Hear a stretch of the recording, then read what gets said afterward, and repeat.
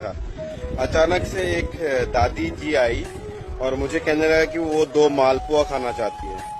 हम देखु सांग मैंने ये भाई जहाँ आज कहले प्रभु श्री जगन्नाथ विषय आपण मो लोमो टांकी उठू तेणु मुझे भिडियोटी सेयार कर प्रकृत जगन्नाथ भल पाते आप भिडियो को बहुमत सेयार करूँ। जय जगन्नाथ। मैं अभी जगन्नाथ टेम्पल के ठीक बाहर खड़ा हूँ, आप देख सकते हैं मेरे पीछे। तो मैं और मेरा दोस्त अंदर गए थे, सोचा नहीं कि दर्शन कर पाऊंगा बिकॉज लाइन जो था वो 3-4 घंटे का लाइन था।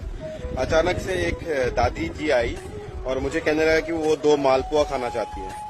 हम लोग उनको 2 मालपुआ दिए।